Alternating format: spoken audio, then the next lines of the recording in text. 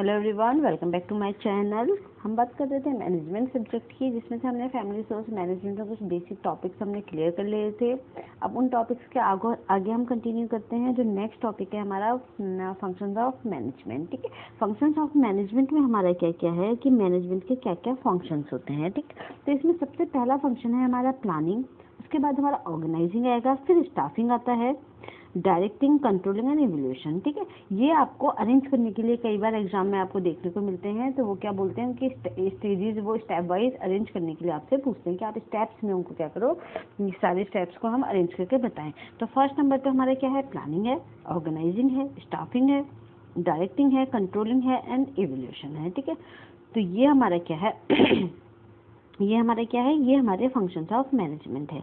तो functions of management में सबसे पहला फंक्शन हमारा क्या है, सबसे पहला फंक्शन है हमारा थिंकिंग इन एडवांस। ठीक है, सबसे पहला है हमारा प्लानिंग। प्लानिंग क्या होता है, जब भी आपने देखा होगा कि मान लीजिए मैं कोई कॉलेज या कुछ अपना खुद का कॉलेज खोलना चाहती हूँ, तो उसके लिए मुझे सबसे पहले क्या करनी पड़ेगी, प्लानिंग करनी पड़ेगी। ठीक है, मुझे पहले से ही एडवांस में सोचना पड़ेगा कि मुझे क्या खोलना है, कब खोलना है। थिंकिंग इन एडवांस, मुझे पहले से ही सोचना पड़ेगा what is to be done, क्या करना चाहिए, कब करना चाहिए, कैसे करना चाहिए, किसके द्वारा करना चाहिए। ठीक है, हर चीज़ मैं पहले से ही सोचूंगी कि मुझे कॉलेज खोलना है तो किस एरिया में खोलना है किसके सब्जेक्ट का मैं एफिलिएशन लूँगी। ठीक है, और क्या क्या मेरा पूरे स्टेप्स होंगे, क्या क्या प्रोसीजर होगा, मेरे को क्या लीगल फॉर्मेलिटीज होंगी, सारे मैं पहले से ही प्लान कर लूँगी। ठीक है, कितनी मुझे उसमें फैकल्टीज चाहिए, सब कुछ मैं पहले ही प्लान कर लूँगी। ठीक है, तो ये किसमें आएगा, हमारा प्लानिंग में आएगा। आप भी देखिएगा, आपको कभी किसी की पार्टी में जाना है, किसी भी फंक्शन में जाना है, तो आप पूरा प्लान बना लेते हो कि हम इतने बजे यहाँ से निकलेंगे, उसके बाद हम इतना हमारा ट्रेवल होगा, इस टाइम पे हम वहाँ पहुँचेंगे। तो हम सब कुछ प्लानिंग आपकी हर जगह होती है, परवेसिव है, आपका ऐसा नहीं है। प्लानिंग आप सुबह से लेकर शाम तक हर काम में आपको कहीं ना कहीं आपको अपनी प्लानिंग देखने को मिल जाएगी। ठीक, primary function of management. Planning क्या है, मैनेजमेंट का एक प्राइमरी फंक्शन है। ठीक है, सबसे पहले मैनेजमेंट अगर आप कर रहे हो तो सबसे पहले क्या स्टार्ट करोगे, आप इसमें प्लानिंग स्टार्ट करोगे। परवेसिव है, परवेसिव मतलब एवरीवेयर, सब जगह होती है। फ्यूचरिस्टिक होती है, फ्यूचरिस्टिक का मतलब क्या होगा, फ्यूचर के लिए हम प्लानिंग को करते हैं कि हाँ फ्यूचर में कोई भी काम अगर हमें करना है तो हम किस तरीके से उस काम को करेंगे। फिर हमारा कंटिन्यूस है, कंटिन्यूस मतलब लगातार आपकी प्लानिंग चलती रहती है, प्लानिंग कभी नहीं रुकती। मुझे ऐसा लगता है हम सुबह से लेकर शाम तक हर एक्टिविटीज़ में हम कहीं ना कहीं प्लानिंग करते रहते हैं। बैकवर्ड होती है, बैकवर्ड का मतलब क्या है, पास्ट एक्सपीरियंस पे बेस होती है। ये पास्ट एक्सपीरियंस का मतलब बेस्ड ऑन पास्ट एक्सपीरियंस। ठीक, इसका मतलब क्या है कि पास्ट के जो मेरे एक्सपीरियंसेस हैं वो क्या करेगा, आपकी प्लानिंग को इफेक्ट करेगा। लास्ट टाइम मेरे साथ कुछ मैं लेट हो गई हूँ कहीं, तो अगली बार जब मुझे कहीं जाना है तो मैं अपनी प्लानिंग को उस हिसाब से ही मैनेज करूँगी, तो मैं कुछ टाइम पहले निकलूँगी। ठीक है, तो हमेशा जो प्लानिंग होती है वो आपकी बैकवर्ड होती है, मतलब आप पीछे देखते हो, पीछे देख करके फ्यूचर के लिए आप प्लान बनाते हो। ठीक है, डन फॉर फ्यूचर, ये क्या है, फ्यूचर के लिए हम करते हैं। Take place before action, action करने से पहले आपको क्या करना होता है, प्लानिंग करनी होती है। मतलब इससे पहले आप एक्शन करो, स्टेप उठाओ, उससे पहले आपको क्या करनी है, प्लानिंग करनी है। ठीक है, फिर तो ये हमारा पहला पहला फंक्शन है हमारा मैनेजमेंट का, प्लानिंग। ठीक है, तो प्लानिंग जो भी हम प्लान करते हैं वो सब हमारी क्या है, प्लानिंग में है। ठीक है, नेक्स्ट है हमारा ऑर्गेनाइजिंग। प्लानिंग के बाद हमारी नेक्स्ट स्टेप कौन सी आएगी, ऑर्गेनाइजिंग आएगी। ठीक है, इसमें क्या है, identification and grouping different activities. इसमें क्या करते हैं हम, जो हमारी जितनी भी एक्टिविटीज हमने प्लानिंग कर ली, हमें क्या क्या करना है, फिर हम उसमें क्या देखेंगे कि हमारी जो भी एक्टिविटीज है उनको पहचानेंगे और उनको ग्रुप में कर देंगे कि टीचिंग की एक्टिविटीज अलग कर दी हमने, अकाउंट्स की एक्टिविटीज अलग कर दी, फीस की एक्टिविटीज अलग कर दी, मैनेजमेंट की एक्टिविटीज अलग कर दी। तो ये क्या होगा, हमारा ऑर्गेनाइजिंग हो जाएगा। हम सारे उसको identification and grouping different activities हम करते हैं ताकि मैक्सिमम आउटपुट मिले। इससे आपको क्या मिलेगा, मैक्सिमम आउटपुट, ज़्यादा से ज़्यादा आपको क्या होगा, बेहतर आपको रिजल्ट मिलेंगे। ठीक है, तो हम पहले क्या करेंगे, जितनी भी एक्टिविटीज़ हैं उनको हम आइडेंटिफाई करेंगे और फिर हमको ग्रुप में डिवाइड कर देंगे। जितने भी हमारे रिसोर्सेज हैं, रिसोर्सेज को सही से कोऑर्डिनेट करना चाहिए ताकि प्रोडक्टिविटी बेहतर हो। जितने भी रिसोर्सेज हैं उनको भी हम क्या करेंगे, अपनी ऑर्गेनाइज करेंगे, उन रिसोर्सेज को इकट्ठा करेंगे, फिर उनको भी हम डिस्ट्रीब्यूट कर देंगे, उनको भी सही से कोऑर्डिनेट करेंगे। इससे क्या होगा, हमारे जितने भी हमारे पास रिसोर्सेज, मतलब मनी हो सकता है या फिर हमारे पास और भी फिजिकल रिसोर्सेज, जैसे कि अगर आपके पास बिल्डिंग है तो वो आपकी एक रिसोर्सेज होगी। तो जितनी भी आपके पास ह्यूमन और नॉन ह्यूमन रिसोर्सेज हैं वो सब आप क्या करोगे, उसको सही से कोऑर्डिनेट करोगे। ठीक है, ताकि प्रोडक्टिविटी क्या हो, बेहतर हो सके। Physical, finance and human resources को सही से कोऑर्डिनेट करें, सारी चीज़ों को मैनेज करें। ठीक है, तो इसमें क्या है, आपको फिजिकल हो गया, फाइनेंस हो गया, जितने भी हमारे ह्यूमन रिसोर्सेज हैं, ठीक है, जितने भी हमारे फाइनेंसेस हैं, कितने भी हमारी फिजिकल रिसोर्सेज हैं, लोग हैं हमारे साथ, जितने भी फिजिकल और ह्यूमन रिसोर्सेज हैं, इन सबको हम क्या करेंगे, सही से कोऑर्डिनेट करेंगे, इनको सही से हमें ऑर्गेनाइज करना है। जो भी रिसोर्सेज हमने इकट्ठा किया, देखा हमारे पास क्या क्या रिसोर्सेज है, उन रिसोर्सेज को हमने डिस्ट्रीब्यूट किया कि ये रिसोर्सेज हम यहाँ इस्तेमाल करेंगे। ठीक है, तो ये सब हम किसमें करते हैं, ये हम करते हैं ऑर्गेनाइजिंग में। तो ऑर्गेनाइजिंग का मेन कारण क्या है, सबसे पहले प्लान कर ली हमने क्या करना है, फिर ऑर्गेनाइजिंग में हमने ये देख लिया कि हमारे पास कितने रिसोर्सेज हैं, क्या क्या चीज़ें हमारे पास अवेलेबल हैं, क्या क्या हमारे पास एक्टिविटीज़ हैं, उनको हमने डिस्ट्रीब्यूट करना शुरू कर दिया, उनको एक ग्रुप में डिवाइड करना शुरू कर दिया। ठीक है, तो ये हमारा ऑर्गेनाइजिंग है। इसमें देखिए अथॉरिटी हमारी दो तरह की होती है। ये अथॉरिटी ऐसी ही है, सिंपल सा।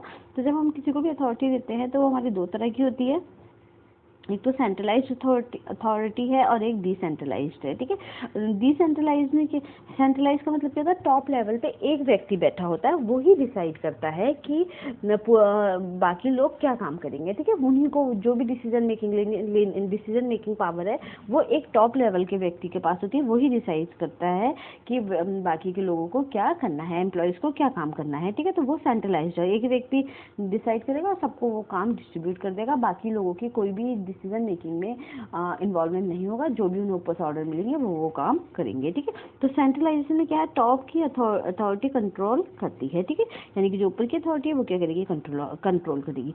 डिसेंट्रलाइजेशन में क्या होता है, सभी लेवल पर अथॉरिटीज होती है, मतलब सिर्फ एक ही अथॉरिटी नहीं होंगी, सबको अथॉरिटी कुछ रिस्पॉन्सिबिलिटी मिल जाती है, तो हर लेवल पर आपके पास तो अपनी खुद की अथॉरिटी और पावर होती है, तो वो डिसेंट्रलाइजेशन होगा। कोई एक व्यक्ति आपका नहीं बना रहा है, बहुत सारे लोग मिल करके आपका क्या बना रहे हैं, बहुत सारे लोग मिल करके आपकी डिसीजन ले रहे हैं। ठीक है, तो ये आपका हो गया ऑर्गेनाइजिंग, इसमें आपका प्लानिंग हो गया, ऑर्गेनाइजिंग हो गया, स्टाफिंग, फिर नेक्स्ट है आपका स्टाफिंग। ठीक है, अब हमने ऑर्गेनाइज कर लिया, ये देख लिया क्या क्या रिसोर्सेज हैं, क्या क्या एक्टिविटीज़ हमें करनी है।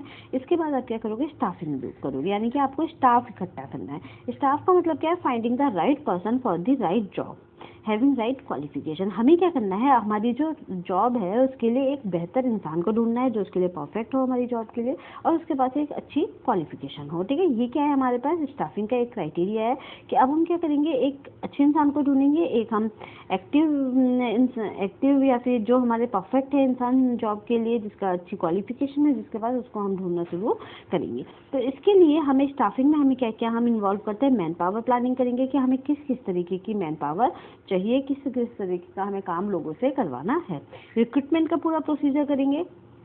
आप क्या करोगे, न्यूज़पेपर में दे सकते हो, एडवर्टाइजमेंट दे सकते हो कि हमें इस लेवल के ऑफिसर्स की रिक्वायरमेंट है, तो आपको क्या होंगे, रिज्यूम्स आएंगे, आप इंटरव्यू कंडक्ट करोगे और उनको रिक्रूट करोगे। ठीक है, सिलेक्शन एंड प्लेसमेंट भी यही है कि आप उनको सिलेक्ट करोगे और अपने इंस्टीट्यूट में क्या दोगे, नौकरी दोगे। ठीक है, ट्रेनिंग कराओगे आप, उनकी डेवलपमेंट आप उनको कराओगे, रिम्यूनरेशन कराओगे। रिम्यूनरेशन में क्या है, आप उनको सैलरी हो गई, वेजेस हो गए, ये सब आप उसको दोगे। ठीक, फिर है हमारा परफॉर्मेंस अप्रेजल है। परफॉर्मेंस अप्रेजल में तू क्या कर रही है, अरे उसके ऊपर कुछ सामान रखने के लिए कपड़ा ले जाओ, मैं भी आ रहा हूँ देखने क्या कर दिया।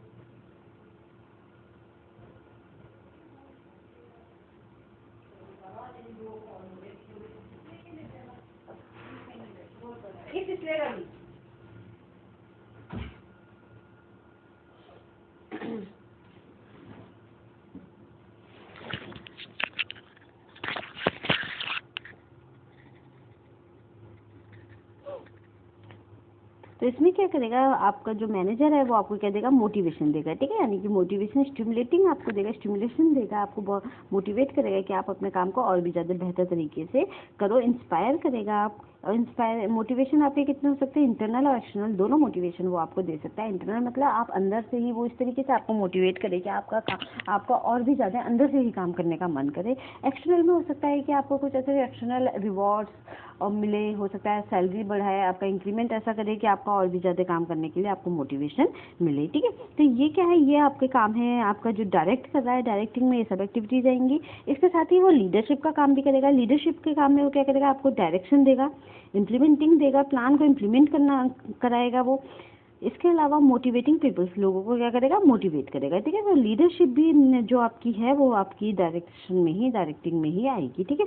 अगर आप देखो तो लीडर्स हमारे 2-3 तरह के होते हैं।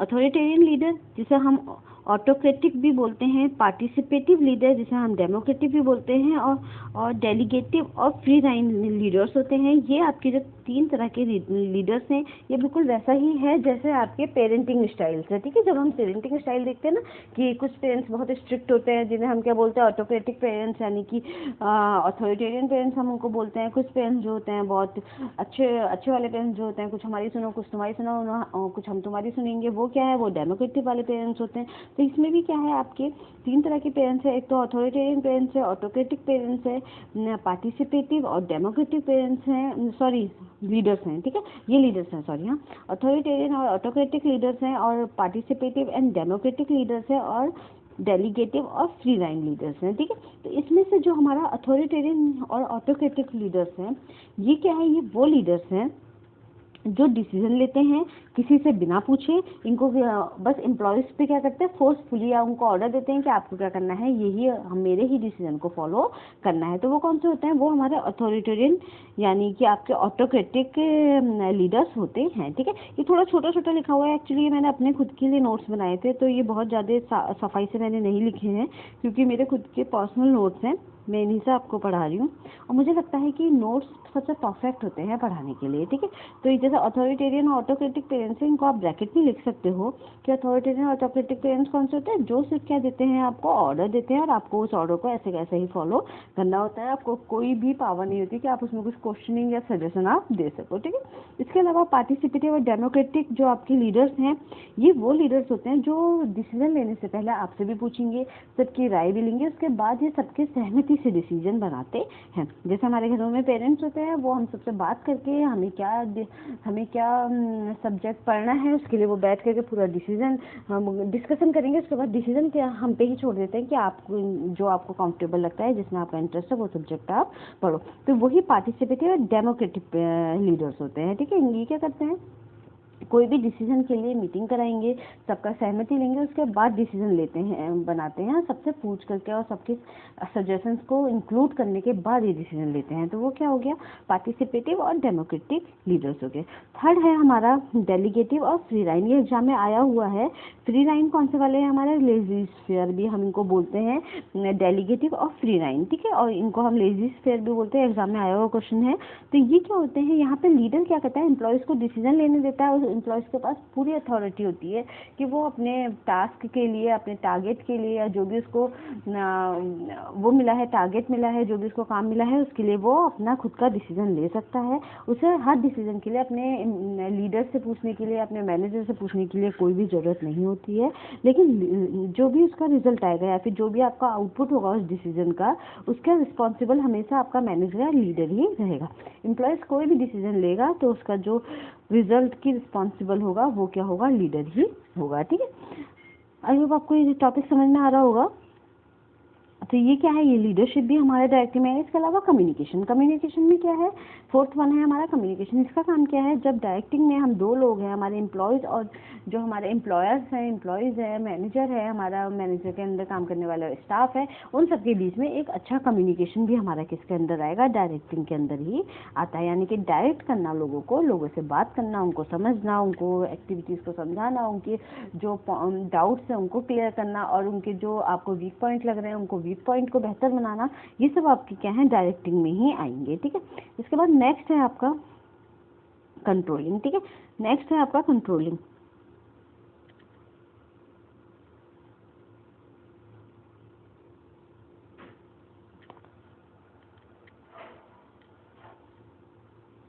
ठीक है। नेक्स्ट है आपका कंट्रोलिंग। ठीक है, कंट्रोलिंग में क्या करते हैं हम, comparison between actual performance with planned performance. ठीक है, कंट्रोलिंग में हम क्या करते हैं, जो हमारी एक्चुअल परफॉर्मेंस है और जो हमारी प्लान परफॉर्मेंस है उनके बीच में हम कंपेयर करते हैं। जैसे कि अगर मैंने पहले ही प्लानिंग के टाइम पे मैंने बनाया था कि मुझे क्या करना है, इस साल अपने सब्जेक्ट में 100 एडमिशन लेने हैं, 100 लोगों का टारगेट जो है मुझे पूरा करना है। ठीक है, फिर उसके बाद जैसे आप जैसे बनाते हो कि हमें नेट के एग्जाम में 100 मार्क्स लाने हैं। ठीक है, आपने टारगेट बनाया कि 150 में से आपके 100 मार्क्स आने चाहिए। आपने पूरे साल पढ़ाई की, पढ़ाई करने के बाद आप क्या करोगे, जब आप एग्जाम दे के आओगे, आपने देखा कि आपके, फिर आपने रिजल्ट जब आया तो आपने देखा आपके 80 ही आए हैं। तो आपने जो एक्चुअल परफॉर्मेंस थी, ठीक है, यानी कि एक्चुअल परफॉर्मेंस जो आपने बनाई थी कि हमारी क्या होनी चाहिए, 100 मार्क्स आने चाहिए मिनिमम, और आप सॉरी जो आपकी प्लान परफॉर्मेंस थी कि आपने प्लान किया था कि आपके कितने आने चाहिए, 100 मार्क्स आने चाहिए, उसको आप किसके साथ कंपेयर करोगे, जो आपकी एक्चुअल परफॉर्मेंस है। ठीक है, यानी कि आए जो हैं वो 80 मार्क्स आए, तो आप कंपेयर करोगे, ये देखोगे कि आपके 20 मार्क्स कहाँ कम रह गए। ठीक है, तो ये क्या है, comparison between actual performance with plan performance. मतलब मैंने जो प्लान किया था, मैंने ये प्लान किया था कि मैं इस एरिया में अपना एक इंस्टीट्यूट खोलूंगी, उस इंस्टीट्यूट को मुझे क्या करना है, उस इंस्टीट्यूट में मुझे तकरीबन फर्स्ट ईयर में 100 एडमिशन चाहिए। ठीक है, उसके बाद मैंने देखा, मैंने पूरे साल पब्लिसिटी करी, एडमिशन का टाइम आया, एडमिशन हुए, फिर मैंने देखा कि क्या जो मैंने प्लान की थी परफॉर्मेंस, वो परफॉर्मेंस मैं अचीव कर पाई या नहीं कर पाई। तो यहाँ मैं देखूंगी, अब मान लीजिए मेरा एडमिशन 100 हो गए या 100 से ऊपर हो गए, तो मैं क्या देखूंगी कि हाँ मैंने जब कंपेयर किया दोनों को, एक्चुअल परफॉर्मेंस और प्लान परफॉर्मेंस के बीच में, तो क्या हो गया, मेरा टारगेट जो है वो अचीव हो गया था। ठीक है, तो ये क्या है, comparison between actual performance with the plan performance. मैंने सब कुछ कर लिया, मैंने प्लानिंग कर ली, उसके बाद मैंने ऑर्गेनाइजिंग किया, उसके बाद मैंने स्टाफिंग किया, फिर मैंने डायरेक्टिंग भी किया, मेरा काम बढ़िया चल रहा है, सब कुछ मेरा इंस्टीट्यूट बेहतर तरीके से चल रहा है। उसके बाद लास्ट में जब पूरा साल खत्म हो गया, जो मैंने टारगेट किया था, मैंने उसको कंपेयर किया कि जो मैंने अचीव किया है। ठीक है, तो अचीव्ड परफॉर्मेंस को मैं किसके साथ कंपेयर करूंगी, टारगेटेड परफॉर्मेंस से। ठीक है, कि मैंने एक्चुअल परफॉर्मेंस क्या मेरी रही है और क्या मैंने प्लान किया था। ठीक है, इन दोनों के बीच के कंपेरिजन को हम क्या बोलते हैं, कंट्रोलिंग बोलते हैं। एग्जाम में आया हुआ है कि एक्चुअल परफॉर्मेंस और जो हमारी प्लान परफॉर्मेंस है, उन दोनों के बीच के कंपेरिजन को हम क्या बोलते हैं, तो क्या बोलते हैं, कंट्रोलिंग हम उसको बोलते हैं। जो स्टैंडर्ड बनाए थे वे अचीव कर पा रहे हैं या नहीं, क्यों नहीं कर पा रहे हैं, कैसे कर सकते हैं। ठीक है, ये सब हम किस में देखेंगे, ये हम कंट्रोलिंग में देखेंगे। अगर मेरे को 80 ही मार्क्स आए, मैंने 100 का टारगेट बनाया था, तो मैं क्या देखूंगी कि भाई मैंने कहाँ पढ़ाई में अपनी कमी करी है, तो मैं नेक्स्ट ईयर के लिए उस पढ़ाई की जो मेरी कमी है उसको और भी बेहतर तरीके से मैं उसको अचीव कर सकती हूँ। ठीक है, तो अगले साल हो सकता है मैं 100 का अपना टारगेट पूरा कर लूँ। ठीक है, तो इसके जो स्टेप्स हैं, ये भी एग्जाम में आए हुए हैं स्टेप्स। सबसे पहले मैं क्या करूंगी, establishment of the standard performance. सबसे पहले मैंने क्या करना है, स्टैंडर्ड परफॉर्मेंस जो मेरी है उसको स्टैब्लिश करना है। ठीक है, स्टैब्लिश करना है स्टैंडर्ड परफॉर्मेंस को, यानी कि मैंने क्या किया, मैंने बोला कि भाई मुझे 100 मार्क्स तो इस साल लाने ही लाने हैं नेट के एग्जाम में, फर्स्ट सेकंड पेपर में।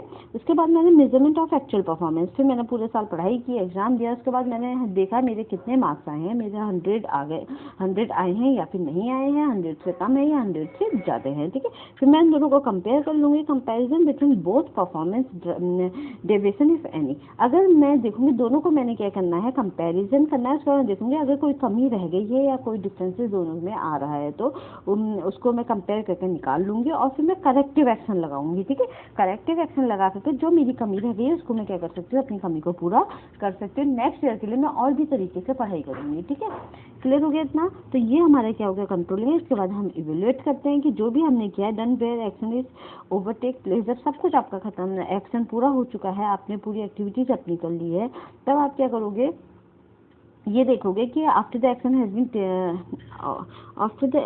Been place. ठीक है, जब आपका सारा काम हो गया तब आप ये देखोगे कि आपने जो इवेल्युएट किया है, वो जो भी आपने सोचा था वो आप इवेल्युएट कर पाए या फिर नहीं कर पाए। ठीक है, तो ये इवेल्युएशन आएगा। लास्ट में आप पूरी अपनी एक्टिविटीज को क्या करोगे, इवेल्युएट करोगे स्टेप बाय स्टेप कि सही आपने सब जगह सही किया था या फिर कुछ कमी आपकी रह गई है। तो ये आपके क्या थे, ये आपके फंक्शंस ऑफ मैनेजमेंट है, बहुत इंपॉर्टेंट है। मैंने ज़्यादातर क्वेश्चन पेपर में इससे क्वेश्चन देखे हुए हैं, जैसे प्लानिंग हो गया, ऑर्गेनाइजिंग हो गया, स्टाफिंग हो गया, डायरेक्टिंग, कंट्रोलिंग और इवेल्युएशन। ठीक है, अब है हमारा होम मैनेजमेंट पे।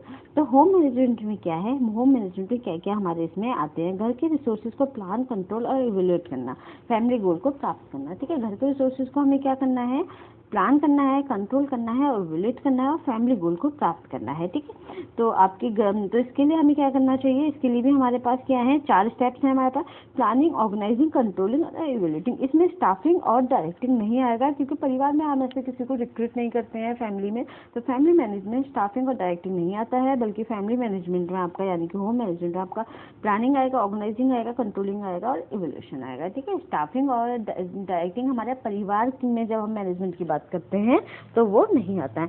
जो टर्म है हमारा होम मैनेजमेंट का, ये किसने दिया था, मारिया परलोआ ने दिया था 1980 में। ठीक है, तो ये हमारा क्या है, ये टर्म दिया था हमारा मारिया परलोआ ने 1980 में है। ठीक है,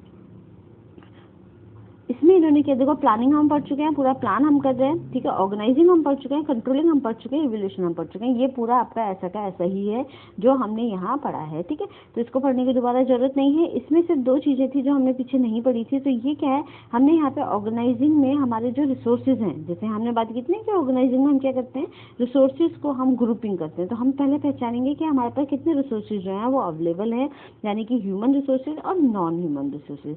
तो ह्यूमन रिसोर्सेज में हमारे क्या आते हैं, रिसोर्सेज हमारे 2 तरह के होते हैं, एक है ह्यूमन रिसोर्सेज और एक है हमारा नॉन ह्यूमन रिसोर्सेज। तो ह्यूमन रिसोर्सेज में हमारा क्या है, ह्यूमन रिसोर्सेज वो रिसोर्सेज होते हैं जो मेरे अपने खुद के रिसोर्सेज, किसी व्यक्ति के अपने खुद के, जैसे उसकी एबिलिटीज हो गई, क्षमताएं हो गई, स्किल्स हो गया, एटीट्यूड हो गया, नॉलेज हो गया, उसकी खुद की एनर्जी हो गया और टाइम हो गया। ठीक है, तो ये क्या है, ये आपके ह्यूमन रिसोर्सेज हैं। ये इंटेंजिबल होते हैं, यानी कि आपको दिखाई नहीं देते हैं, और नॉन मेजरेबल होते हैं, इनको आप माप नहीं सकते। जैसे कि मेरे अंदर कितनी स्किल्स हैं, कितनी मेरी एटीट्यूड है, नॉलेज लेवल है, इसको मापा नहीं जा सकता है। ठीक है, तो इसको आप ये नहीं कह सकते कि इसके अंदर 1 kg का क्या है, नॉलेज लेवल है। ठीक है, आप उसको मेजर नहीं कर सकते हो। तो ये हमारे ह्यूमन रिसोर्सेज हैं जिन्हें हम मेजर नहीं कर सकते, जो हमें दिखाई नहीं देता है, जिसको हम देख नहीं सकते हैं और हमारे अंदर पर ये होते हैं। जैसे हमारी एबिलिटीज हो गई, क्षमताएं होंगी, हमारे कौशल हो गए, स्किल्स हो गई, एटीट्यूड हो गया, नॉलेज हो गया, एनर्जी हो गया और टाइम हो गया। ठीक है, तो ये सब चीज़ें, टाइम कैसे हुआ, जैसे कि मेरे लिए 24 आवर्स जो है वो हर व्यक्ति के लिए कितने हैं, 24 आवर्स हैं, तो मेरे लिए भी कितने हैं, मेरे 24 आवर्स हैं। मैं उन आवर्स को किस तरीके से यूटिलाइज कर रही हूँ। ठीक है, तो अपने घंटे होता है कि कोई अपने 24 आवर्स को बहुत बेहतर तरीके से यूटिलाइज कर लेता है, कोई बेहतर तरीके से नहीं कर पाता। तो ये जो टाइम है ये आपका ह्यूमन भी है और नॉन ह्यूमन भी रिसोर्सेज है, दोनों में आ जाता है टाइम। ठीक है, नॉन ह्यूमन रिसोर्सेज है क्योंकि इसको आप कंट्रोल नहीं कर सकते, ये मेरी अपने नहीं है, मैं इसे रोक नहीं सकती, सबके लिए है ये। तो ये क्या है, ये टाइम हमारा ह्यूमन और नॉन ह्यूमन दोनों में आता है। फिर हमारा नॉन ह्यूमन रिसोर्सेज में एक तो टाइम आएगा, money, goods and services, community facilities, ये सब आपके किस में आएंगे, नॉन ह्यूमन रिसोर्सेज है। पैसे हो गए जो मेरे आसपास की टेबल, चेयर, घर, मकान, ये सब है जिन्हें मैं छू सकती हूँ, देख सकती हूँ, भले ही वो मेरे नाम पे हैं, लेकिन वो क्या है, नॉन ह्यूमन रिसोर्सेज हैं। ठीक है, समझ में आ गया, क्योंकि ये क्या है, ये कभी भी कोई भी किसी को भी हम ट्रांसफर कर सकते हैं। तो ये क्या होते हैं, नॉन ह्यूमन रिसोर्सेज होते हैं। जैसे कि हमारा टाइम हो गया, मनी हो गया, पैसे हैं, ठीक है, गुड्स एंड सर्विसेज है, कम्युनिटी फैसिलिटीज है, ये सब क्या है, नॉन ह्यूमन रिसोर्सेज हैं। ठीक है, ये हमारे टेंजेबल होते हैं और मेजरेबल होते हैं। ठीक है, इनको हम नाप सकते हैं, इनको हम देख सकते हैं, टच कर सकते हैं। ठीक है, तो ये हमारे नॉन ह्यूमन रिसोर्सेज में हमारा time, money, goods and services, community facilities आता है। ठीक है, और ह्यूमन रिसोर्सेज में जो हमारे अंदर के जो ह्यूमंस के अपने खुद के जो रिसोर्सेज होते हैं, वो जैसे एबिलिटीज वगैरह हो गई, वो आती हैं।